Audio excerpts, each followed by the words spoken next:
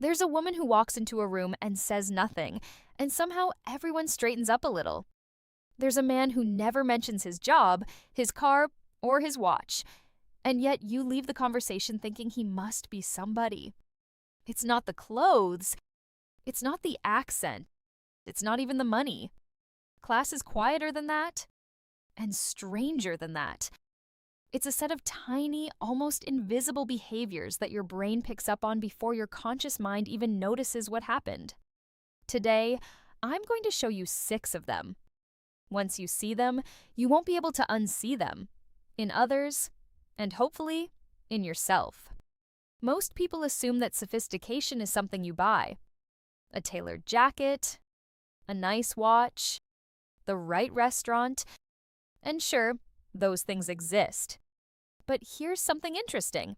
Your brain forms an impression of someone's class within seconds, often before it even registers what they're wearing. That impression isn't built on fabric or brand names. It's built on behavior. How someone moves, how they listen, how they treat a stranger who can do nothing for them. The truly polished people in this world aren't performing. They've simply built a set of small, repeated habits that read as effortless, even though they're anything but random. So, let's break them down one at a time. Starting with the one almost everyone overlooks completely. The first one is full attention. Watch 2 people at dinner sometime. One of them is nodding along while their eyes keep drifting to their phone on the table. The other has put the phone away entirely, and when you speak, you can feel that you actually have them. Not half of them. Not 80% of them. All of them. That's the first marker of a genuinely refined person. They give whoever is in front of them their complete presence. They don't glance at screens mid-sentence. They hold eye contact in a way that feels natural, not intense. They let you finish your thought instead of jumping in with their own. Think about a meeting where someone actually listens until you're done talking versus one where everyone's just waiting for their turn to speak. You remember the first person differently, don't you? That's because attention has quietly become the rarest currency we have. Anyone can offer you their time. Almost nobody offers you their focus. The second one is unhurried movement. Rushing is loud, even when it's silent. Picture someone dashing through an airport, bumping shoulders, sighing at the security line, checking their watch every 10 seconds. Now picture someone else in that same airport who seems to glide. Unhurried, calm, like they know something you don't. That second person opens a door without slamming it. They sit down slowly instead of dropping into the chair. Their gestures don't have sharp edges. There's an old idea that confident people always seem to have time, even when they're just as busy as everyone else, and it holds up surprisingly well. Your nervous system reads rushed movement as a loss of control, and it reads slow, deliberate movement as competence. Slow doesn't mean lazy, it means composed. And composure, more than anything else, is what people quietly associate with class. The third one is how someone handles objects. Listen carefully. One person lets the hotel room door slam shut behind them. Another gently catches it with 2 fingers before it closes. Both entered the same room. Only one left an impression. This sounds small, almost silly, until you actually pay attention to it.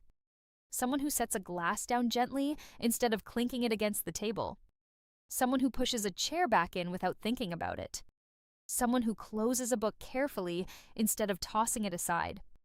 None of this is about being precious or fussy. It's about care.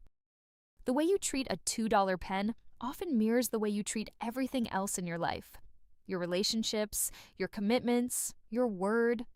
Small movements reveal big habits whether you intend them to or not. Now imagine meeting 2 millionaires. One makes the waiter feel invisible. The other remembers the waiter's name. Guess which one people call classy? The fourth one, and it might be the most important one on this list, is never making someone else feel small.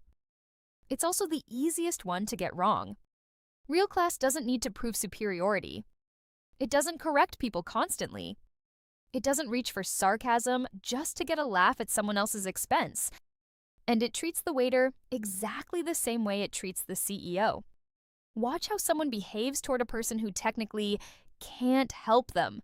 A barista, a receptionist, a driver. That's often the most honest read on who they really are. There's a quiet kind of power in lowering your voice instead of raising it, in letting someone save face instead of embarrassing them in front of others. People forget the details of most conversations, but they never forget how you made them feel. Class isn't revealed when life is comfortable.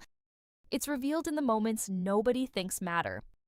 The fifth one is comfort with silence. Have you ever noticed how the most confident person at the table is rarely the one speaking the most? In almost every meeting, there's someone who answers first, and someone who waits 3 seconds before they speak. Guess who usually sounds wiser? Insecure people fill every gap. They talk to avoid the awkwardness of a pause. They interrupt just to fill dead air. They feel this constant, low-grade pressure to keep proving they're interesting. Sophisticated people don't carry that pressure. They let a pause sit there. They don't feel the need to impress you every 30 seconds just to hold your attention. Just like in music, it's often the space between the notes that creates the elegance, not the notes themselves. Confidence rarely shouts. It leaves room.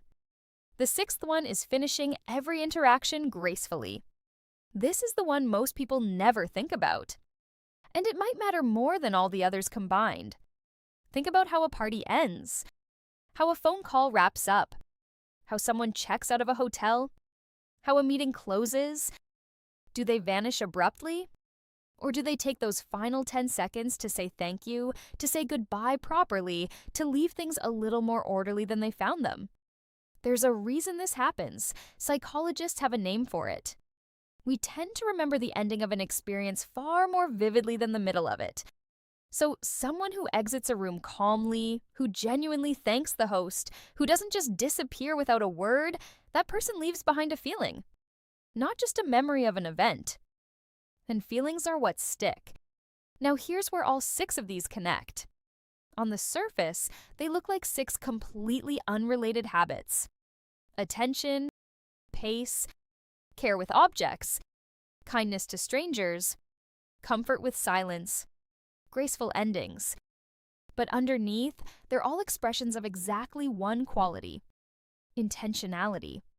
Every single one of these behaviors is a choice, made deliberately, over and over, until it looks effortless. These people aren't performing class for an audience. In fact, the opposite is true. The less someone is trying to be seen as classy, the more classy they usually appear. Elegance isn't loud. It's friction removed from everyday life. So, let's bring it all together. The full attention, the unhurried pace, the care with small objects, the refusal to make anyone feel small, the comfort with silence, the graceful goodbyes. None of this requires money. None of it requires a certain accent or a certain wardrobe. It requires slowing down enough to actually mean what you do. In the end, class isn't something people notice because it's impressive. They notice it because it makes them feel respected. And that's something no designer label has ever been able to buy. So take a moment and be honest with yourself. Which of these 6 habits do you already practice without even realizing it?